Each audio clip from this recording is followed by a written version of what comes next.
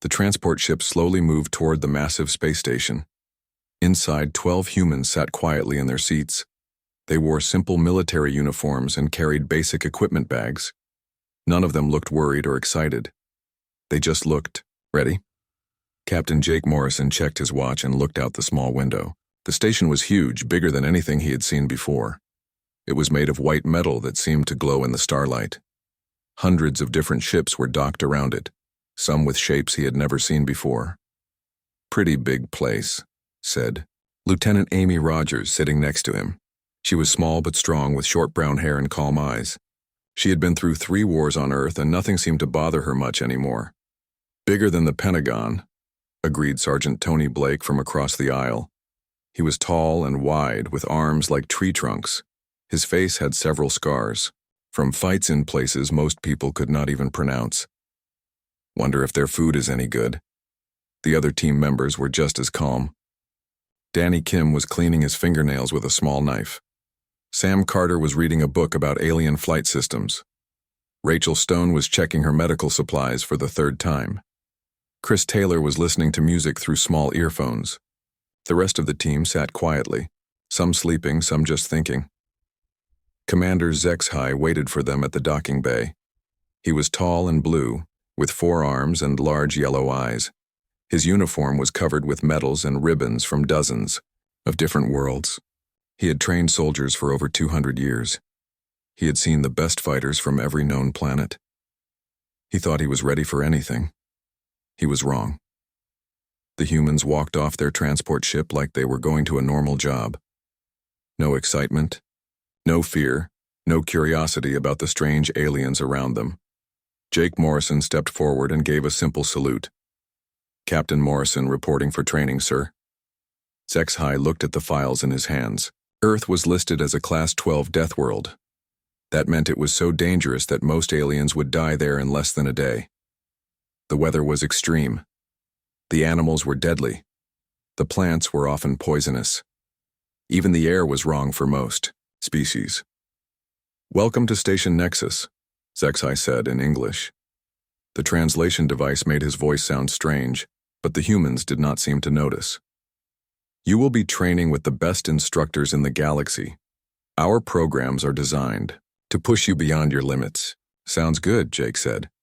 "When do we start?" The first test was simple. All new trainees had to complete a basic obstacle course. It included climbing walls, crawling under barriers, jumping over gaps, and carrying heavy objects.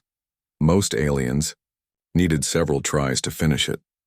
The best ones could do it in about 20 minutes. Amy Rogers finished it in 8 minutes. She was not even breathing hard when she crossed the finish line. Tony Blake came in second at 9 minutes, but only because he had stopped to help another alien trainee who had fallen and hurt his leg. "Is this the warm-up?" Danny Kim asked after finishing in 10 minutes. "Because I was expecting something harder." The alien instructors looked at each other with worried expressions. Zexhai checked his files again. Maybe there was a mistake. Maybe these humans were special soldiers, not regular ones. "What is your military rank back on Earth?" "He?" asked Jake. "Just regular army, sir. We are all volunteers from different branches. Nothing special." "Nothing special?" Zexhai repeated. He looked at Amy Rogers, who had just broken a record that had stood for 50 years.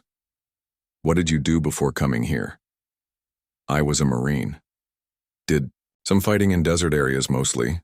Hot places with not much water." Amy shrugged. "Pretty normal stuff." The second test was combat simulation. Alien trainees fought against computer-controlled robots that moved fast and hit hard. Most aliens could beat one robot after several tries. The best could handle 2 robots at once. Tony Blake fought 4 robots at the same time and won. He moved, like he was dancing, hitting one robot while dodging another, then spinning to kick a third. When it was over, he was not even sweating. "The robot seemed kind of slow," he said to the instructor. "Do you have faster ones?" Sam Carter tried the flight simulation test. It was designed to see how well someone could fly a spaceship in dangerous conditions. There were asteroid fields to navigate through, enemy ships shooting, and system failures that happened without warning. Most aliens crashed within the first 5 minutes. The best pilots could survive for about 15 minutes. Sam flew for 2 hours before the instructors stopped the test. She had not only survived everything they threw at her, but she had also improved her flying score with each new challenge. Near the end, she was doing moves that the computer said were impossible. "This is fun," she said when she climbed out of the simulator. "It reminds me of flying helicopters through mountain storms back home. Do you have any simulations with weather problems?" By the end of the first day, the human team had broken 12 different facility records. The alien instructors were starting to panic, but the humans seemed disappointed. "So when do we get to the real training?" Rachel Stone asked. She had just finished a medical emergency simulation where she had to save lives while under enemy fire. She had saved all the patients and even fixed some equipment problems that were not part of the test. "This is the real training," Zexai said weakly. "Oh." Rachel looked confused. "Are we supposed to pretend it is hard? Because this seems pretty basic compared to working in emergency rooms during hurricane season." That night, Zexai sent an urgent message to his supervisors. The message was short but alarming. "Human trainees have completed first-day programs with unprecedented success. Request immediate guidance on advanced protocol implementation. Current difficulty levels appear insufficient for species adaptation. Requirements." The humans, meanwhile, had found the facility cafeteria and were comparing the alien food to military rations from Earth. Most of them agreed that the alien food was better, but not by much. "Tomorrow should be more interesting," Jake told his team. They said something about environmental challenges and advanced combat training. "Good," said Amy. "I was starting to think this might be easier than basic training." None of them noticed. The alien instructors watching them from across the room, whispering in worried voices about what they had gotten themselves into. Commander Zexai could not sleep that night. He kept looking at the test results from the humans' first day. The numbers did not make sense. No species had ever performed this well on their first try. He called an emergency meeting with all the senior instructors. "We have a problem," he told the group of alien trainers. There were 12 of them, from different worlds across the galaxy. Each one was an expert in their field. Each one looked worried. "The humans are not normal," said Instructor Velthun. He was from a high-gravity world where the people were strong and tough. "I have trained warriors from the toughest planets. None of them could do what these humans did yesterday." "Maybe they are lying about being regular soldiers," suggested another instructor. "Maybe they are elite special forces pretending to be normal troops." Zexai shook his 4 heads. "I checked their files again. These are standard military personnel from Earth. Nothing special about their ranks or training history." "Then we need to use the Level 7 protocols," said Veltun. "No one has ever needed Level 7 training on their second day. But these humans are different." Level 7 was serious business. It was where they sent the most elite alien soldiers for advanced training. The courses were dangerous enough that some trainees got hurt. A few had even died over the years, but it was the only way to find out what the humans could really do. The next morning, Jake Morrison and his team were taken to a different part of the station. The halls were darker here, and the air felt thicker. Warning signs covered the walls, in dozens of alien languages. Most of them said things like danger and authorized personnel only. "Today you will face more challenging exercises," Zexai explained. "These tests are designed for our most advanced trainees. You should know that there is real risk of injury." "Okay," Jake said. "That sounds more promising." The first test was in a room that looked like a jungle from a nightmare. The plants were huge and moved on their own. Some had teeth. Others shot poisonous darts. The air was thick and hot, and it smelled like rotten eggs. Strange sounds came from the shadows between the trees. Amy Rogers went in first. She was supposed to cross the jungle and reach a checkpoint on the other side. Most alien trainees took hours to get through if they made it at all. Many gave up after the first few minutes. Amy walked through the jungle like she was taking a stroll in a park. When a plant tried to grab her, she cut it with her knife. When something growled at her from behind a tree, she growled back louder. When poisonous darts shot at her, she dodged them without even looking worried.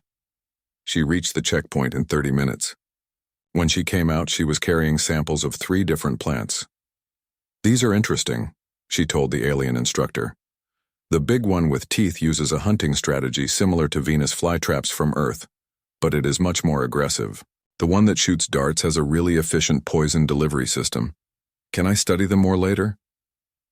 The instructor just stared at her. He was from a world where the plants also fought back, but nothing like what Amy had just walked through. Tony. Blake tried the advanced combat course next. He had to fight against 6 different robot opponents at once. Each robot was programmed with fighting skills from the galaxy's most dangerous warriors. The robots were fast, strong, and smart. They worked together as a team to attack from all sides. Tony treated it like a game. He smiled while he fought, sometimes laughing when a robot tried a move he had not seen before. He moved between the robots like water, hitting one while dodging another, then spinning to kick a third. Within 20 minutes, all 6 robots were broken and scattered around the room. "Those were pretty good," he said to the shocked instructor. "They reminded me of sparring practice back at Fort Bragg, except our guys hit harder."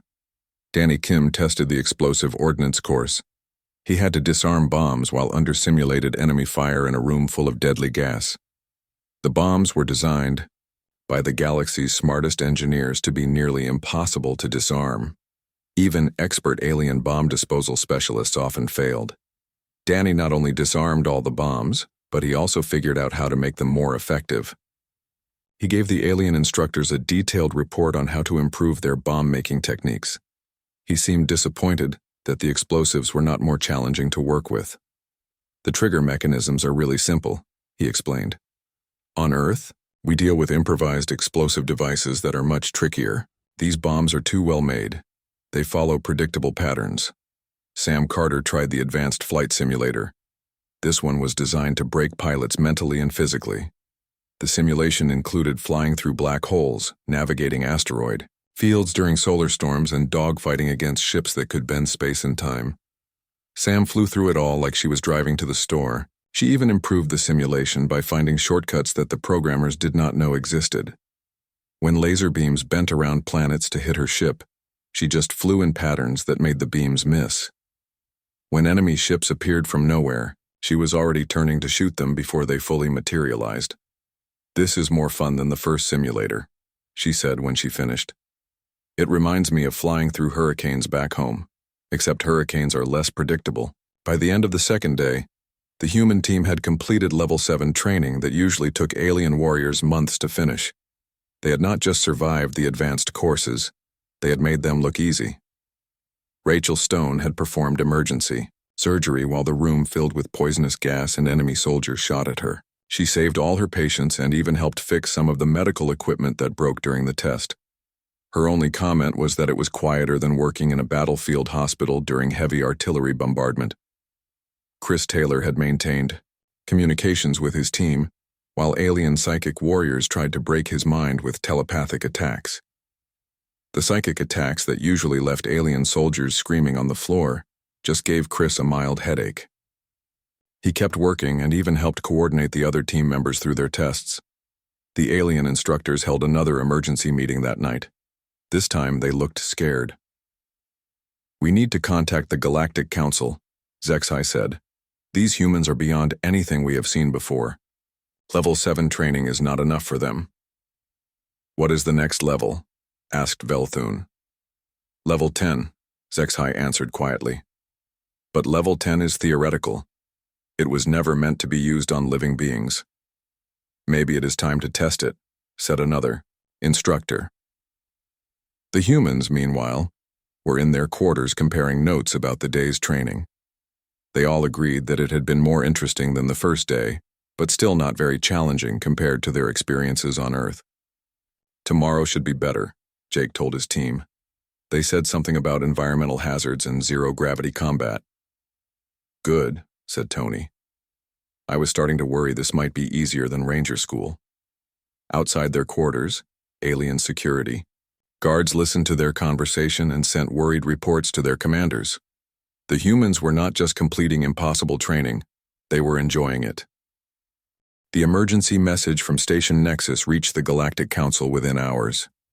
12 representatives from the most advanced civilizations in known space gathered in their meeting chamber. They had dealt with wars, alien invasions, and cosmic disasters, but they had never faced anything like this. You are telling us that a single species has made our most elite training facility look like a children's playground? Asked Council Leader Mortex. He was ancient even by galactic standards, with silver skin that seemed to glow in the chamber's dim light. That is correct, came Zexhi's voice through the communication system. The humans have completed level 7 protocols in 2 days, programs that take our best warriors months to finish. Perhaps they cheated somehow, suggested Counselor Vexa from the crystalline world of Shard. No organic species should be capable of such performance. We checked everything, Zexhi replied.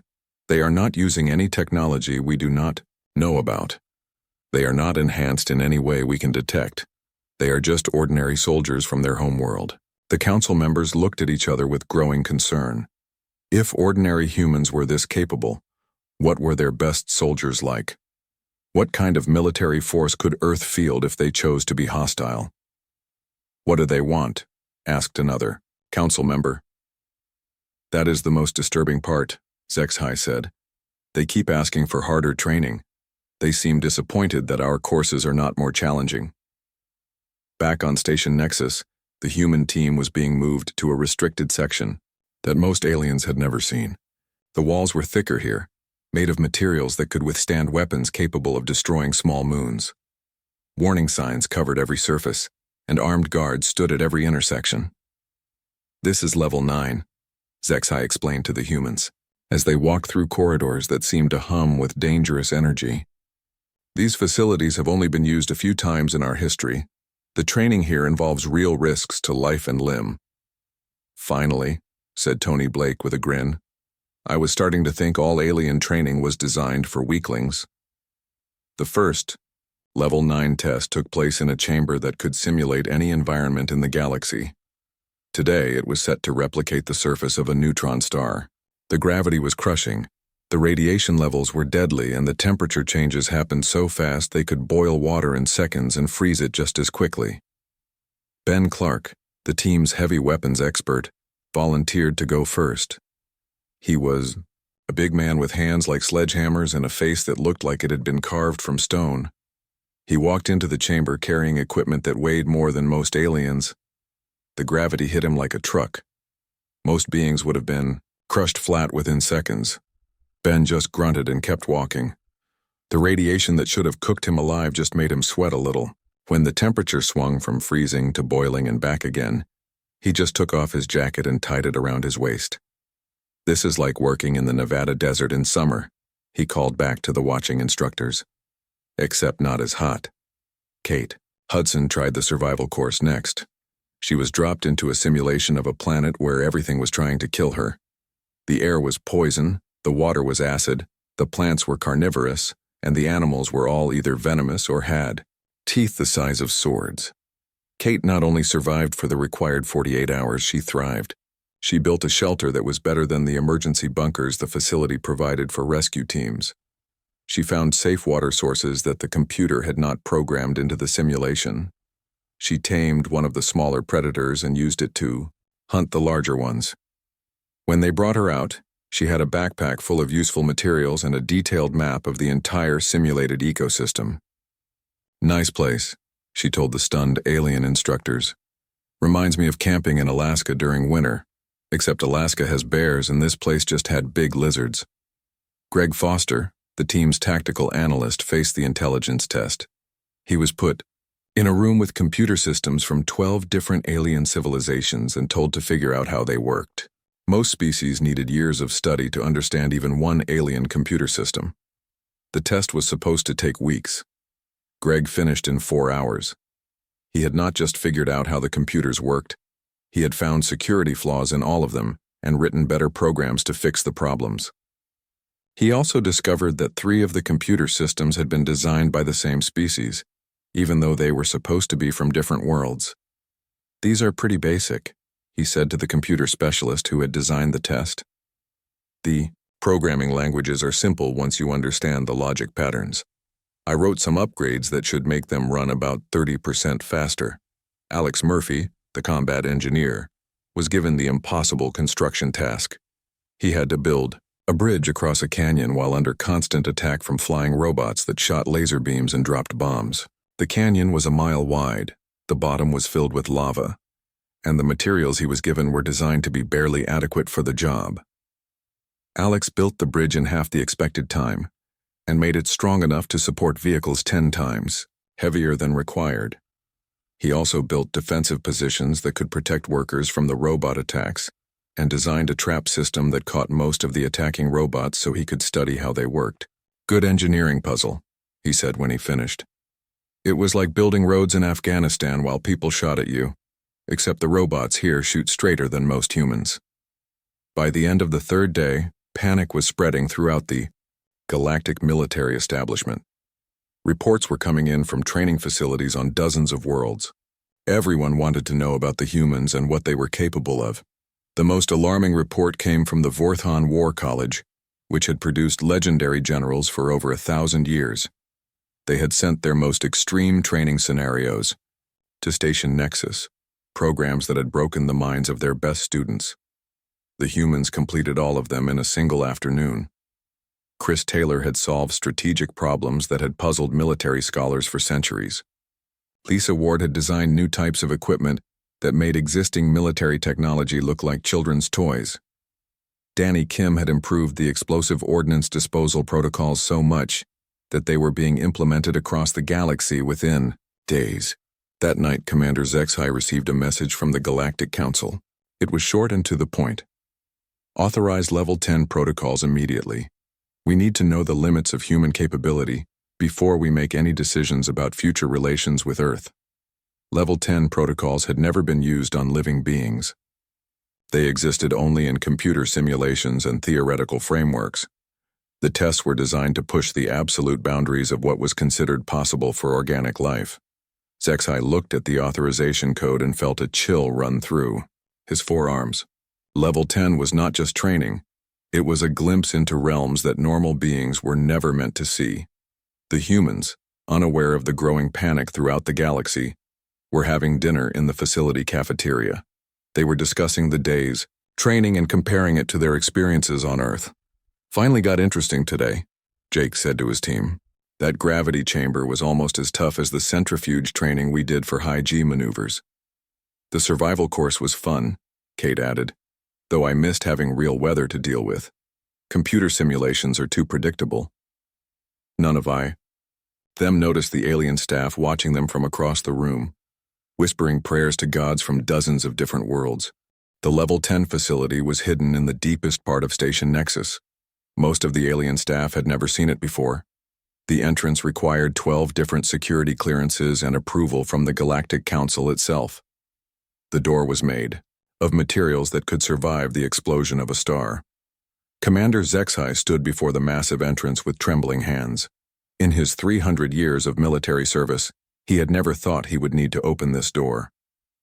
Level 10 was not just training, it was a gateway to something that challenged the basic laws of reality. Are you sure about this? Asked Instructor Veltun. Level 10 protocols have never been tested on living beings. We do not know what will happen. The Council has made their decision, Zexai replied. We need to find the limits of human capability. If we are going to share the galaxy with these beings, we must understand what they are truly capable of. The door opened with a sound like thunder. Beyond it lay a corridor that seemed to stretch into infinity. The walls glowed with strange energy, and the air itself felt thick with possibilities. At the end of the corridor was another door, this one marked with symbols that hurt to look at directly. Jake Morrison and his team walked down the corridor without showing any fear. They had been briefed about Level 10, told that it would involve challenges that existed nowhere else in the known universe. The alien instructors had warned them about risks that could not be properly explained in any language. Sounds interesting, had been Jake's only response. The chamber beyond the second door was impossible to describe properly. It was bigger inside than outside, with walls that seemed to curve in directions that should not exist. The ceiling showed stars that formed patterns no astronomer had ever seen. The floor felt solid but looked like it was made of liquid light. "Welcome to Level 10, said a voice that came from everywhere and nowhere at once. "Here, the rules of reality are suggestions. Physical laws are optional. What you think you know about how the universe works will not help you." "Cool," said Sam Carter, looking around at the impossible architecture. "It is like that fun house I went to as a kid, except bigger and with better special effects." The first test began immediately. The chamber changed around them, becoming a maze where gravity pointed in different directions in each room. In one room, they walked on the ceiling. In the next, gravity pulled them sideways toward the wall. In a third room, there was no gravity at all. Most beings would have been completely lost within minutes. The human team adapted to each new gravitational situation like they had been dealing with it their whole lives. Amy Rogers moved through the zero-gravity sections like she was swimming through air. Tony Blake used the sideways gravity rooms to run up walls and fight simulated enemies from angles they could not predict. "This is like that spinning room ride at the carnival," Danny Kim said as he disarmed explosive devices while hanging upside down from what used to be the floor. "Except this one does not make me sick to my stomach." The second test involved time manipulation. Different parts of the chamber experienced time at different speeds. In one area, seconds felt like hours. In another, hours passed in the blink of an eye. The humans had to coordinate their actions across these time distortions to complete complex tasks as a team. Rachel Stone performed medical procedures on simulated patients while time moved at different speeds around her. In one section, she had to work very slowly because time was moving too fast. In another section, she had to move quickly because time was crawling. She adapted to each situation without missing a beat. "This reminds me of working double shifts in the emergency room," she said while suturing a wound that healed at super speed in one time zone, while staying frozen in another. "You learn to work with whatever time you have." The third test broke the laws of physics entirely. The humans found themselves in spaces where water flowed upward, fire burned cold, and solid objects became transparent while maintaining their weight. They had to build structures using materials that changed their properties based on who was touching them and what they were thinking about.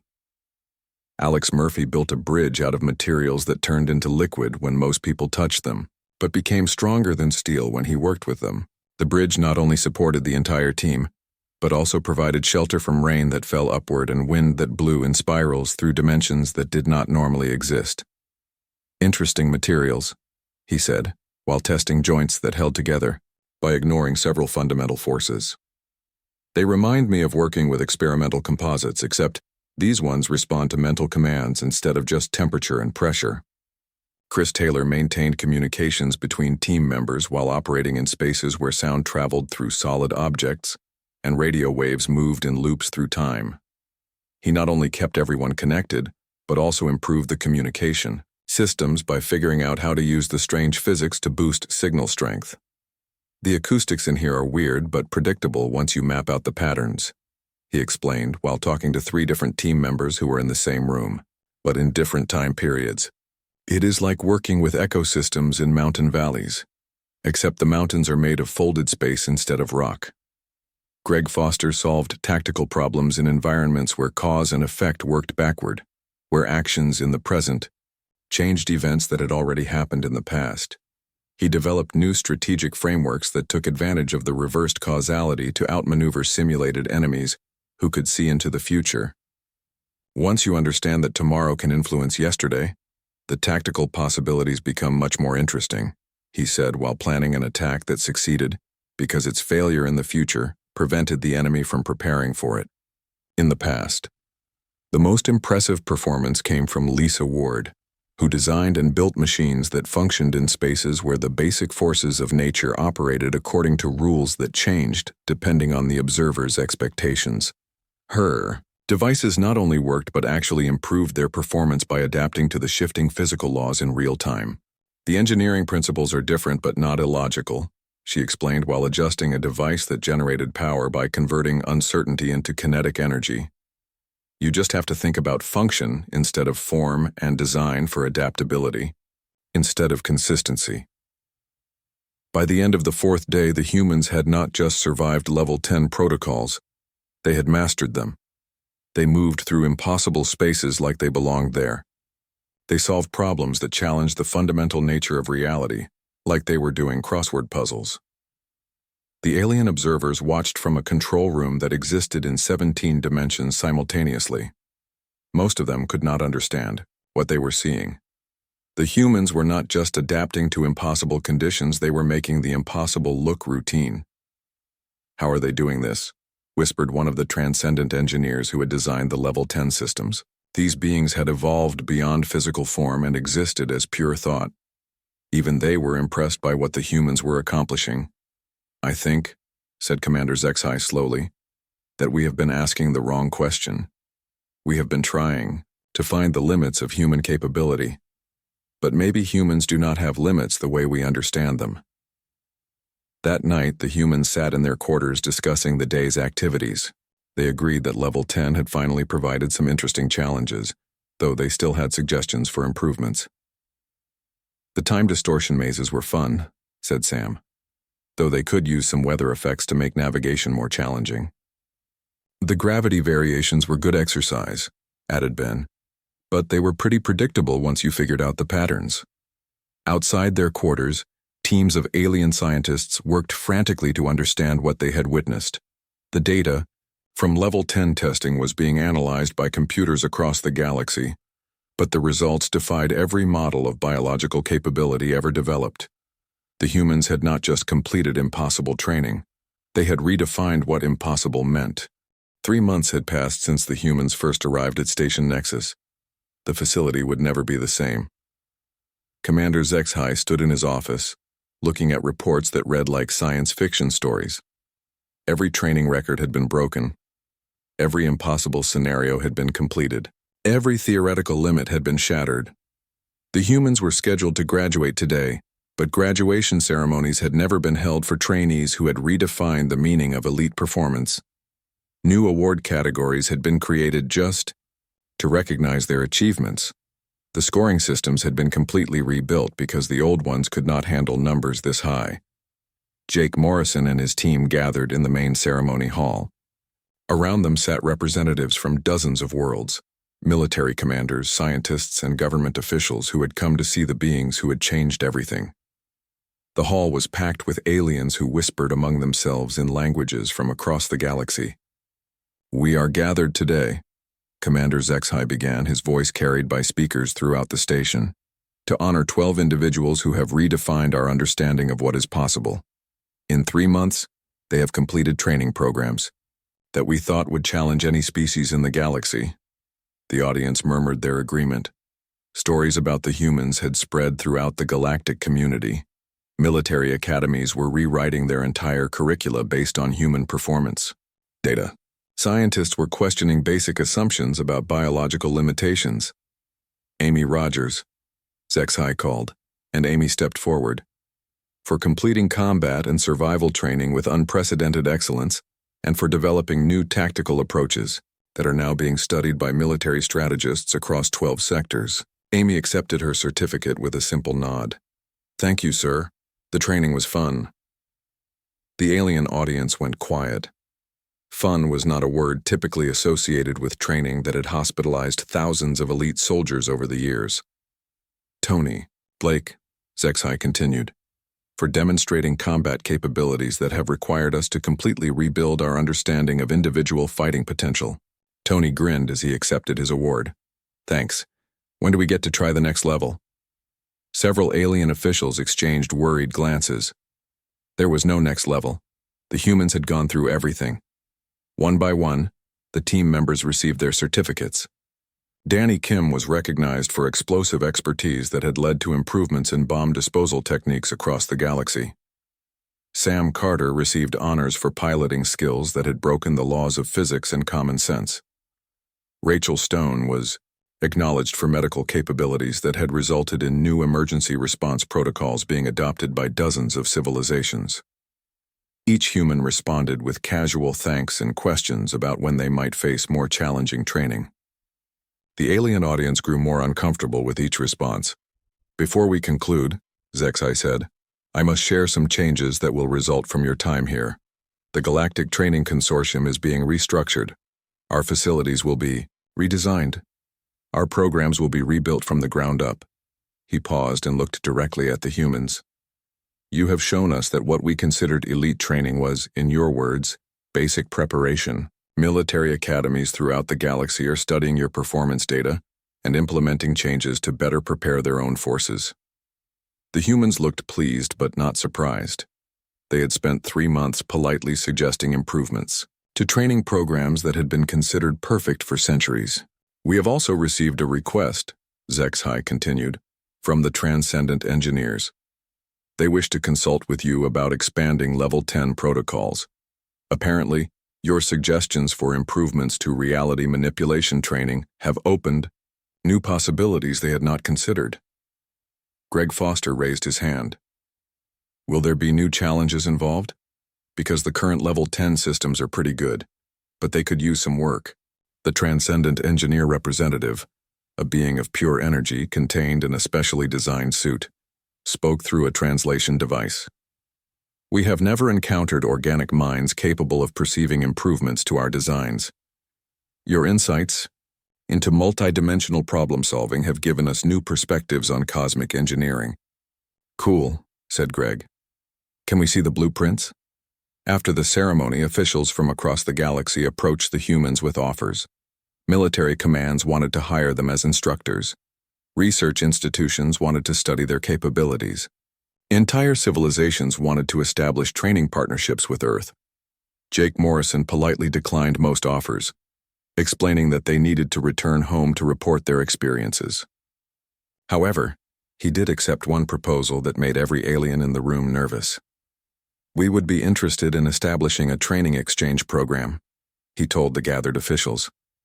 Earth has some challenging environments that might be good for training soldiers from other worlds. We could send more of our people here, and you could send some of yours to Earth for advanced programs. The alien officials looked at each other with expressions of barely controlled terror. If ordinary Earth soldiers could do what these 12 had accomplished, what would happen to alien trainees who went to Earth itself? What kind of training environments does Earth offer? Asked a representative from the Krillian War Academy, trying to keep his voice steady.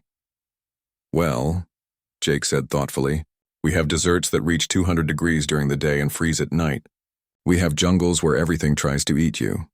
We have mountains where the air is too thin to breathe and storms that can tear apart buildings. We have oceans with creatures that can swallow ships whole. The aliens grew quieter with each description. We also have areas with extreme weather, Amy added helpfully. Hurricanes, tornadoes, blizzards, earthquakes, volcanic eruptions, plus some really interesting urban training environments where you have to deal with hostile populations, limited resources, and complex tactical situations. And that is just the easy stuff, Tony said with a grin. If you want real challenges, we can take you to places where the environment actively tries to kill you every minute of every day. Several alien officials quietly fainted. The humans' transport ship was ready for departure the next morning. As they prepared to leave, Commander HFY pulled Jake aside for a private conversation. I must ask, HFY said quietly. Your team represents ordinary soldiers from Earth? Pretty much, Jake replied. We are all volunteers, but nothing special by Earth standards. Why? HFY looked at him with 4 eyes that showed a mixture of respect and fear. Because in 3 months you have changed how the entire galaxy thinks about training, combat, and the limits of biological capability. If you are ordinary, what are your elite soldiers like? Jake thought for a moment. Well, our special forces. Guys are pretty impressive. Navy SEALs, Army Rangers, Delta Force, Marine Force Recon. They train in environments that would probably seem challenging even by galactic standards. And your military leadership? Your strategic planners? Smart people. They have to be, considering what they deal with on Earth. Why? HFY was quiet for a long moment. I think the galaxy needs to prepare for some significant changes in how we approach military affairs. As the human transport ship departed Station Nexus, emergency meetings were being held across the galaxy. Military commands were requesting immediate budget increases for training facility upgrades. Scientific institutions were scrambling to understand how a single species could perform so far beyond established biological limits. The Galactic Council issued a statement that became known as the Human Accords. It acknowledged that humanity represented a new category of species classification and established protocols for managing relationships with civilizations from Class 12 Deathworlds or higher. Most importantly, it recommended that any future conflicts involving Earth should be resolved through diplomatic means exclusively. Back on Earth, Jake Morrison submitted his report to military command. It was brief and to the point. Alien training facilities adequate for introductory preparation. Recommend establishing advanced training programs to provide real challenges for personnel requiring elite preparation. Galaxy contains many interesting environments suitable for expanded training opportunities. Within 6 months, Earth had established its own Galactic Training Consortium.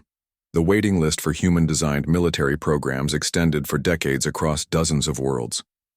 Graduation rates remained consistently low, but those who completed the programs were considered the finest soldiers in the galaxy. The humans called their programs moderate difficulty training for everyday scenarios.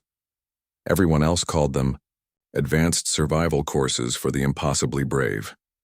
Jake Morrison eventually returned to the galaxy as the director of the new Earth Training Command. His first official statement became legendary in military circles. We look forward to working with species from across the galaxy to provide meaningful challenges and realistic preparation for the kinds of situations soldiers might actually face in the field.